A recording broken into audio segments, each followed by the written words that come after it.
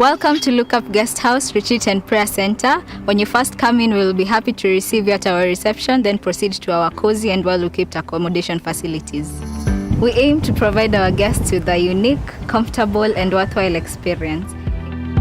Here at Look Up Guest House, we provide our guests with a continuous supply of room amenities.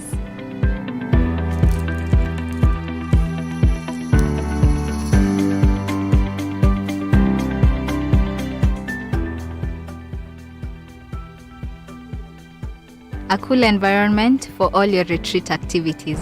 Look Up Guest House, Retreat and Prayer Center. For reservation, contact us on info@lookupguesthouse.org or call us on 0746 788 707. Faidika Real Estate brings to you Soteria Gardens, Matu, for as little as 75,000 Kenya shillings on cash payment, 99,000 for installments with 40,000 Kenya shillings deposit and balance in 5 months. For more information, visit our office at Thika Town, Grace House, 3rd floor. Feel free to call us on 0724 256 626 or 0710 265 687.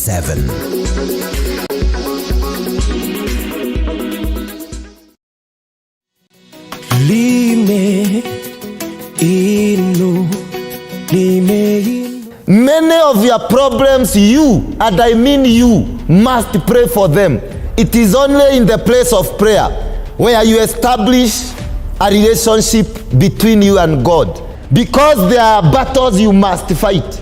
Mpendwa, kuna vita zinakugojea upigane, na usipopigana utapigwa. You either fight or you will be fought. Kama unaweza kaa kwa Mungu abadilishe what you think about money. What you think about money is not what the Bible says about money. Wewe hujui hivyo. Kilio kingine unalia hapo.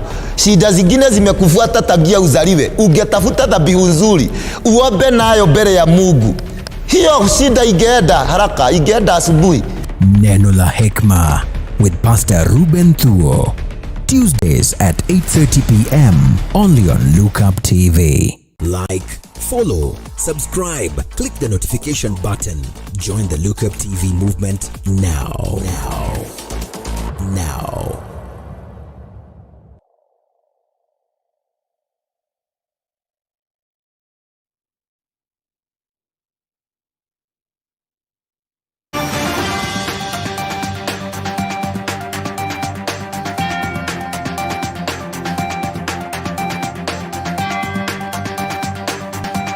Welcome to the second day of August 2021. There has been a great progress in breastfeeding across the globe in the last 4 decades. But today, the COVID-19 pandemic seems to be frustrating those efforts. We'll be telling you about World Breastfeeding Week this week that starts 1st of August all through to the 7th of August 2021. That and more lined up for you on Trending News today with me, Nancy Nalima. But first, let's take a look at the highlights.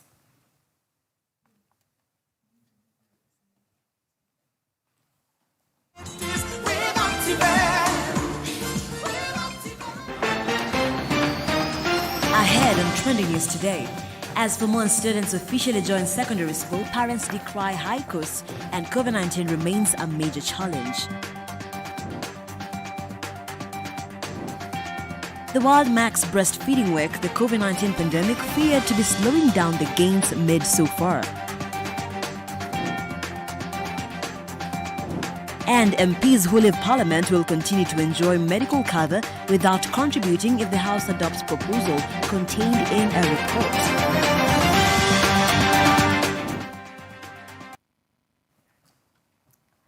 Right, the hashtag is Trending News at Look Up TV on Twitter, Look Up TV on Facebook.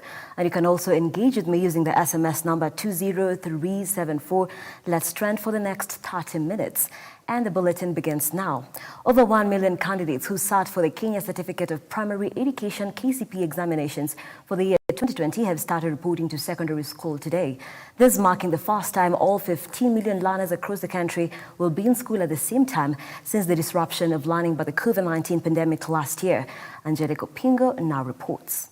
A total of 1,179,192 KCPE candidates sat for their examination in March 2021 under strict COVID-19 protocols. The government has since revised school fees for boarding schools, with this year's academic calendar being 9 weeks shorter. National schools will charge 8,500 less, while extra county and county schools will charge 5,500 less. This means students admitted in national schools will now pay 45,054, while the extra county and county schools will pay 35,035 per term. The academic calendar is usually 39 weeks, but the 2021 calendar will now run for 30 weeks. A section of parents have, however, raised concerns, saying due to the rising cost of living and the economic challenges occasioned by the COVID-19 pandemic, it is still difficult to raise school fees.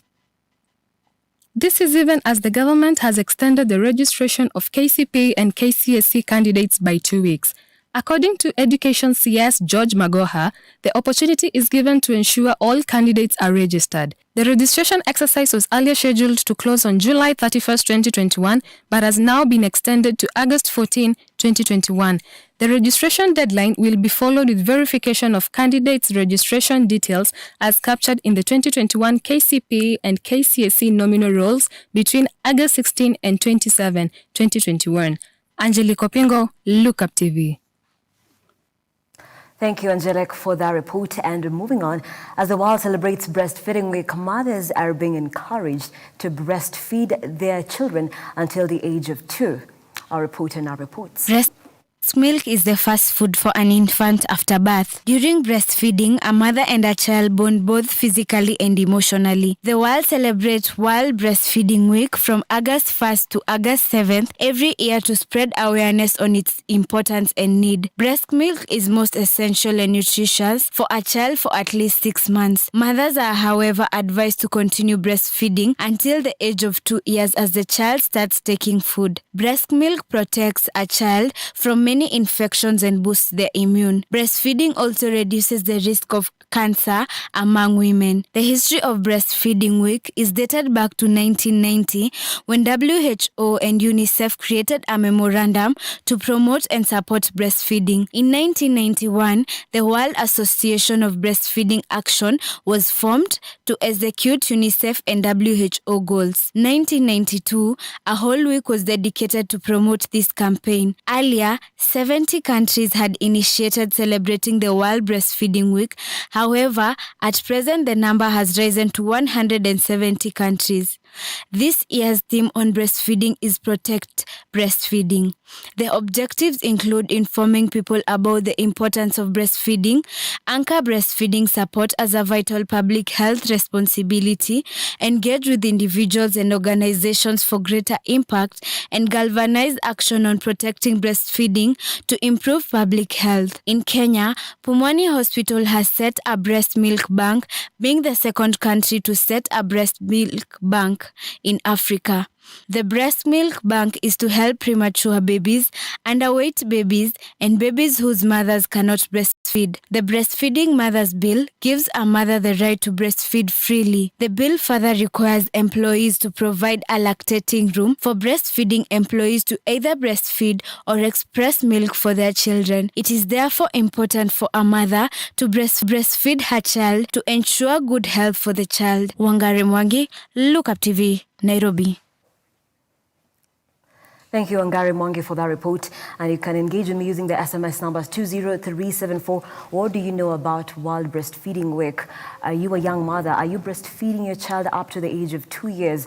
Talk to me and keep the conversation going. And moving on, a hospital has been fined 2 million shillings for conducting HIV tests on a woman without her consent. The woman who had initially been, I beg your pardon, I'll take that again. A hospital has been fined 2 million for conducting HIV tests on a woman without her consent. The woman had initially been awarded 900,000 by a tribunal, but Justice Hedwig Ongundi increased the fine. Ongundi noted that a test like that of HIV cannot be lumped with other tests and assumed to have been consented to. The woman was an employee at the hospital. She sued her former employee for failing to do the counseling and unlawfully disclosing her status amongst her employees. and the tribunal as compensation for damages, but the court found that the award was too low given that the improbables of life and negative impact of disclosure of the woman's status without consent. I spoke to Robbie Karani, an advocate, who expounded more about filing for damages, and here is the report. Matters HIV/AIDS in Kenya are considered to be of grave sensitivity and are thus dealt with in a private matter. That's why you might have noticed that for this particular matter, there are no actual names as to the complainant or the hospitals involved. For our country, we have taken the notch higher with the creation of a HIV tribunal, which has the status of a chief magistrate's court to deal with disputes relating to this deadly disease. The instant case presents a situation where a hospital employee was admitted to the same hospital, and a number of tests carried out. The doctor reported her HIV status in a ward full of other patients, and later to the human resource officer, who moved this complainant from the restaurant department to the laundry department.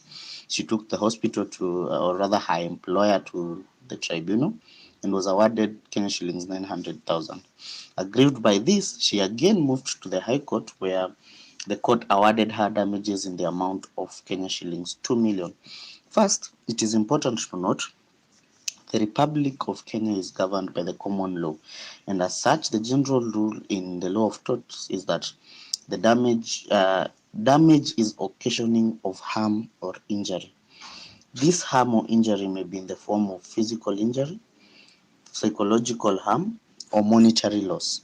Secondly, there are three main types of damages, which include general damages for activities that can be quantified in monetary value, like damage to a car. There's special damages which cannot be quantified in monetary value, such as emotional distress. And lastly, there are punitive damages, which the courts used for deterrence purposes to stop other people from engaging in similar activities. On the issue of emotional distress, we need to understand the sensitivity of matters to do with HIV/AIDS in order to accord it the importance it deserves. The Constitution provides every person with an inherent right to dignity and that of privacy. The court, in this particular instance, takes judicial notice of the stigmatization existing all over in terms of HIV and AIDS. And as such, the complainant would have an easier task, so to speak, demonstrating psychological harm. In some cases, you will have to provide psychological treatment notes, doctor notes, medication, and other medical reports. Well, I think it is much noted, not just here in Kenya, but all over the world, and mental health issues are starting to creep up. And HIV/AIDS has been one of the major points of stigmatization in this country. And if you notice, even in this case, it was no different. And the complainant was moved from her previous workstation to another one. I don't know what they were trying to achieve with that. And that brings me to the issue of the hospital and what they would have done to avoid this situation. And number one is that they had to request for consent and get consent from this particular patient to conduct a HIV test. In this matter, they assumed that signing the admission form was a consent to doing a HIV test, which was not the case. And you will notice that from the 2 million, there's actually a breakdown to show what was for what. And one of the grounds for I think for 400 was because they did not get her consent to perform the HIV test. The second thing is that before you are done, you're taken through a HIV test, you are offered pre-testing counseling. This was not done in this case. Upon pre-testing counseling is when you're supposed to be tested, and once you're tested, the results are supposed to be brought to you in private and not explained to every patient in the ward. And in fact, in this case, they took it even higher. Not only did the doctor tell her of her status in front of other patients, the doctor then went to report to the human resource officer, and everything went haywire from there. after revealing the results in private, then they should have requested for her consent to notify her workstation, or rather the human resource officer, and offer her post-testing counseling. This was also not done. And after that, even when she has consented to the test, she has received her results, she knows her status, she has been cancelled, and she has consented to her employer knowing of her situation, then she should not have been treated any different from other employees. And if you have noted from my submissions that all this time she was treated differently, and that could have caused the stigmatization. I think I have explained all I could for now. Thank you. Right, thank you so much, Robi Karani, an advocate, for expounding just what suing for damages can be all about. And at this point, we take a very short break. But before that, Ochieng Sylvian says the World Breastfeeding Week calls governments to action to recognize the importance of the protection and promotion of breastfeeding and provide legislation to support a breastfeeding mother, hoping our government will act in accordance. Thank you, Sylvian. And Sally Daniel says, hope organizations still have designated place for mothers to breastfeed their babies. Beno Ketch says, how do you carry out an HIV test on someone without their consent? And as if that is not enough, you decide to publicize the results. Thank you so much. We appreciate your feedback. Keep them coming and keep it Look Up TV. This is Trending News. Don't go too far.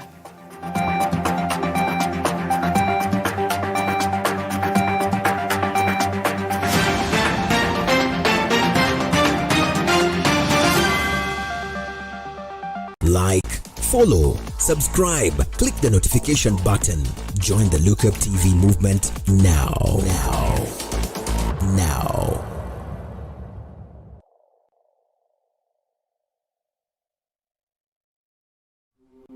Welcome to Look Up Guest House, Retreat and Prayer Center. When you first come in, we will be happy to receive you at our reception, then proceed to our cozy and well-equipped accommodation facilities. We aim to provide our guests with a unique, comfortable, and worthwhile experience. Here at Look Up Guest House, we provide our guests with a continuous supply of room amenities.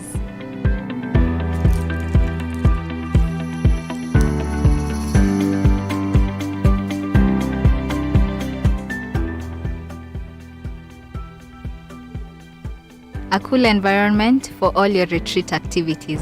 Look Up Guest House, Retreat and Prayer Center. For reservation, contact us on info@lookupguesthouse.org or call us on 0746 788 707.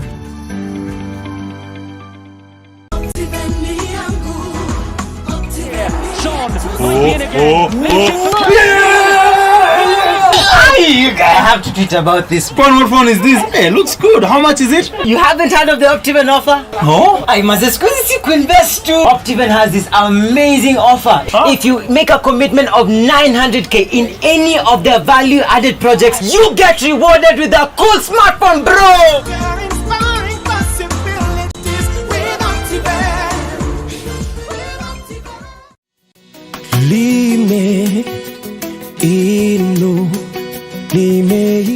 Many of your problems, you, and I mean you, must pray for them. It is only in the place of prayer where you establish a relationship between you and God. Because there are battles you must fight. Mpendwa, kuna vita zinakugojea upigane, na usipopigana utapigwa. You either fight or you will be fought. Kama unaweza kaa kwa Mungu abadilishe what you think about money.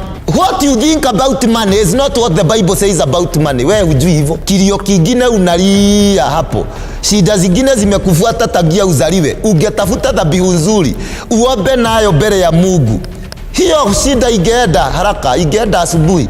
Neno la Hekma with Pastor Ruben Thuo. Tuesdays at 8:30 p.m. only on Look Up TV. Like, follow, subscribe, click the notification button. Join the Look Up TV movement now.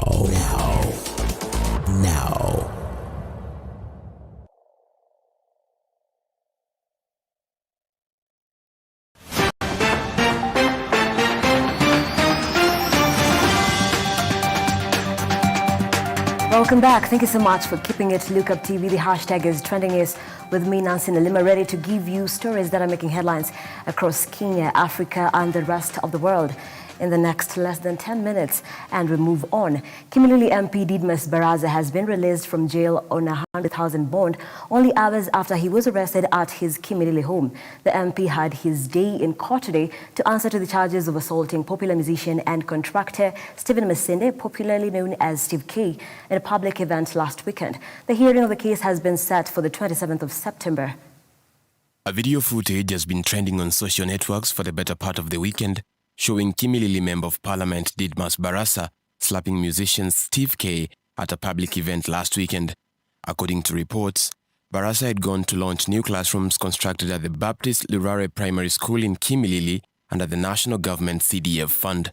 Steve K and his associates had been contracted by the Kimilili CDF office to build the classrooms. Things went south when the contractor and his colleague Ronald Wafula locked Barasa out of the newly constructed classrooms, demanding unpaid construction dues totaling up to 3.4 million shillings. The video shows the first-time MP slap the contractor as learners and other onlookers watched on. Barasa, who is an ardent supporter of the Deputy President William Ruto, was arrested this morning after Steve K filed charges against him at the Kimilili police station, citing grievous harm from the widely publicized attack. The Friday incident sparked debate among Kenyans on social media, with some rebuking the MP and challenging the Deputy President to comment on the matter. Barasa, who had previously downplayed the incident, saying that he had no ill intentions by attacking the musician, has said the charges against him are a political witch hunt motivated by his political enemies. Barasa had earlier said that he had been trying to signal Steve K to zip up his pants in the video and that the idea that he slapped him was misinterpreted.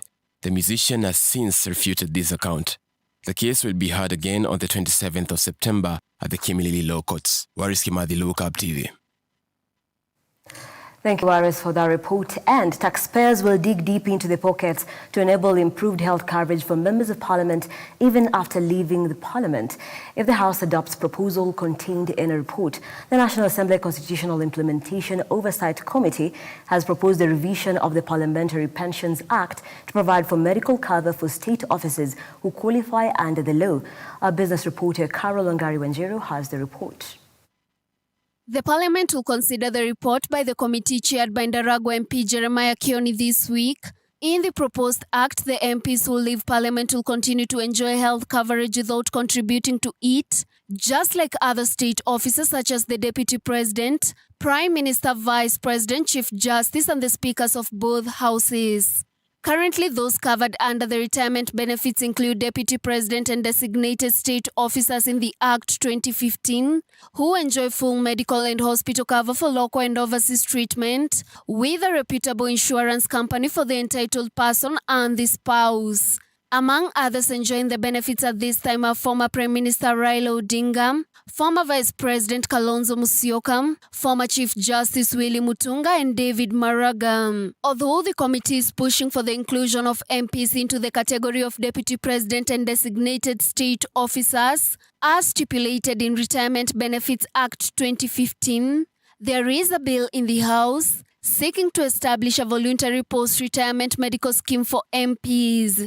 The Finance Committee has sponsored amendments to the Parliamentary Pension Amendment Bill to allow lawmakers to enjoy medical cover beyond their end of term. The bill seeks to establish a voluntary post-retirement medical scheme for MPs administered by the Parliamentary Service Commission. Carol Wangari Wanjiru, Look Up TV, Nairobi.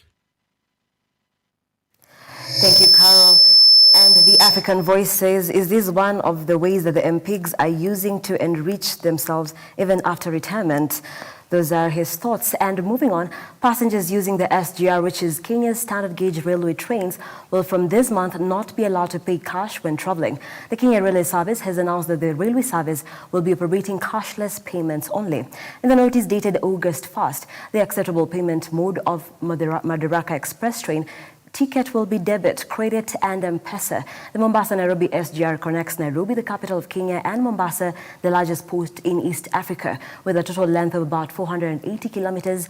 And due to the COVID-19 pandemic that saw restriction in traveling, travelers who used the SGR last year scaled down to 720,000 compared to 1.59 million in 2019. And on July 2021 this year, it marked the 1,500 days of safe operation since it was launched.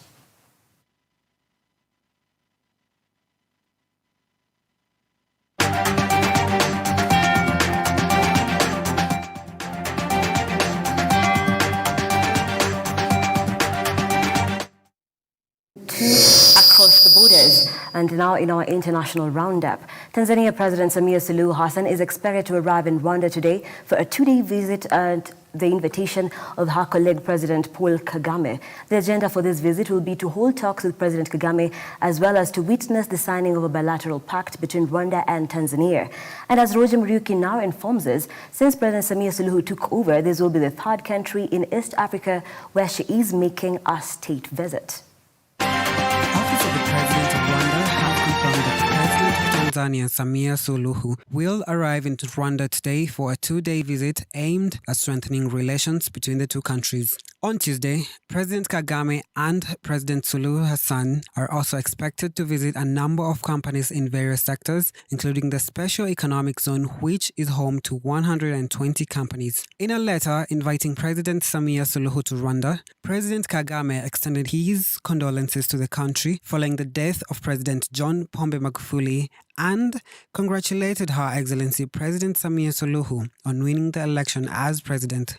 President Kagame also added that Rwanda was ready to work with Tanzania to implement development projects as well as power generation projects in Rusumo and the construction of a modern railway connecting Kigali and Isaka to Tanzania, which will facilitate the transportation of goods from the port of Dar es Salaam to Rwanda.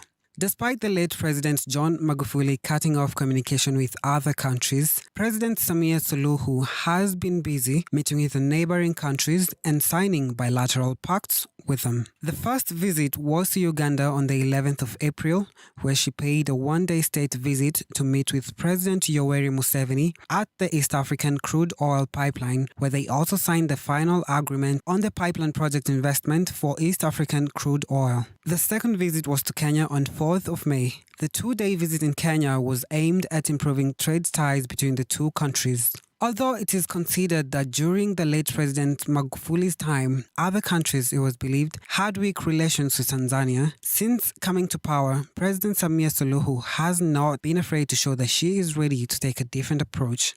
Elsewhere, Zambia's President Edgar Lungu has ordered the deployment of the military to suppress electoral violence ahead of the 12th August general elections amid criticism by the opposition and other groups. He also said troops had already been deployed to some areas in the capital Lusaka and would be sent to other areas in the country if the situation demanded so. The president, in deploying the army, cited the killing of two ruling party supporters in the capital, saying he will not allow the same to be repeated elsewhere in the country. The All People's Congress Party APC has, however, said that the move to involve the army is intended to cause fear and intimidation among the opposition. President Edgar Lungu is running for a second term in the upcoming elections. Finally, the International Monetary Fund, IMF, has approved a 3-year financing arrangement worth nearly $700 million with Cameroon, despite calls to halt the disbursement of a misuse of funds. IMF has said that the aid is to help the Central African country recover from the effects of the COVID-19 pandemic and pursue reforms. The new loan was approved despite calls by groups for it to be deferred until Cameroon offers clarity on how a recent disbursement of $326 million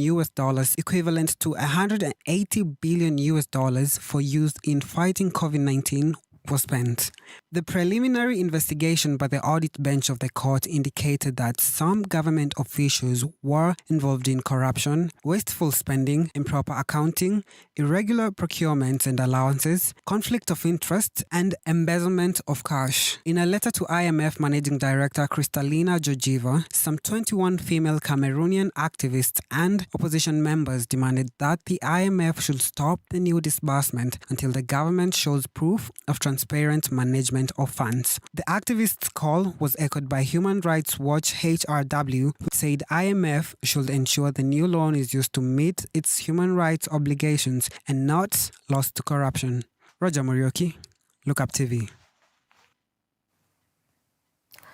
Thank you, Roger. And it's about time we get the sporting action. Kenya's Faith Kipyegon, Edna Jebitok and Winnie Chebet have qualified for the semi-finals of the women's 1500 race after coming through with their respective qualifying rounds at the Olympic Games today, while the boxer Samuel Taki secures first Olympic medal for Ghana since 1992 Games in the Tokyo Olympics. Alvin Kasai with more news. Defending champion Faith Chemgetich led compatriots Winnie Chebet and Edna Jebitok into sealing their places in the semi-finals of the Women 1500 at the Olympic Stadium in Tokyo. Edna Jebitok sailed through to the semis despite finishing 12th after a fall, and the qualifying round was clinched by the world champion Dutch Sifan Hassan, who clocked 4 minutes 5 seconds and 17 microseconds, as Jessica Hall of Australia, Paris St. Pierre was third. Faith Kipyegon kept alive a title defense after winning a qualifying round in 4 minutes 1 second and 40 microseconds, ahead of Uganda's Winnie Nanyondo and Lyndon Hall of Australia, who settled for second and third position respectively, as Winnie Chebet clocked 4 minutes and 3 seconds to finish third behind racer Canadian Gabrielle Stanford. And 26 athletes will face off in 2 semi-final rounds scheduled on Wednesday, as the finals are set for Friday. And meanwhile, the women's 5,000 meters and the men's 3,000 meter steeplechase are scheduled today with Kenyan athletes expected to medal. Ghana's Samuel Taki, who has won his featherweight quarterfinal 3-2 points over Colombia's David Segura, has guaranteed himself at least a bronze medal in the Tokyo Olympics. The 20-year-old will now face the USA Duke Ragan on Tuesday in the semi-finals, with the winner going to fight for the gold medal and the loser settling for bronze. 3 of Ghana's 4 Olympic medals have come in boxing, with Clement Kocha winning a silver in 1960, Eddie Blay and Prince Amache claimed bronze at the 1964 and 1972 Games respectively. Taki's medal will be the only one for Africa in men's boxing in Tokyo, as Kenya's hit squad, consisting of 4 members, Eli Adzo, Nico Koth, Christine Ogari and Elizabeth Akinyi, were all knocked out in the preliminary rounds of their respective bouts. Alvin Kosai, Look Up TV, Sports.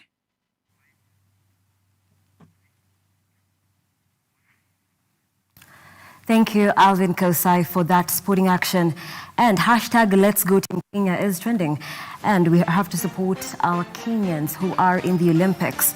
And we have our first medals from Benjamin Keegan and Helen Obiri as well, who just reigned a few minutes ago. And the comments by Michelle Atieno says, congratulations to Helen Obiri and Benjamin Keegan for winning our first medal. Let's do another throwback when the legendary David Rudisha broke the world record at London Olympics.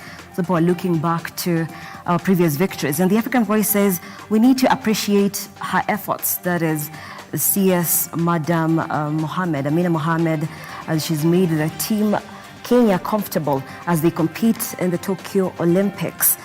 And of course, we're also looking forward to Ferguson Rotich to bring it home.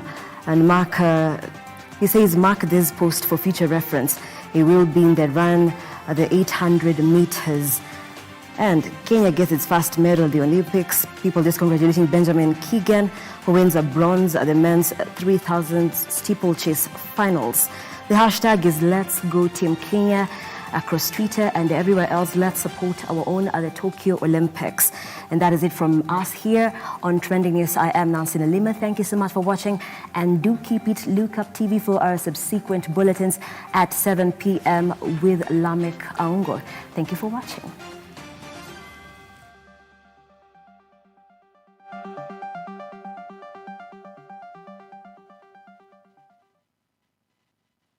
Like, follow, subscribe, click the notification button.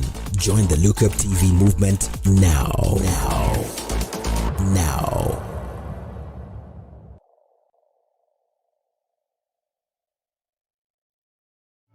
We value your feedback.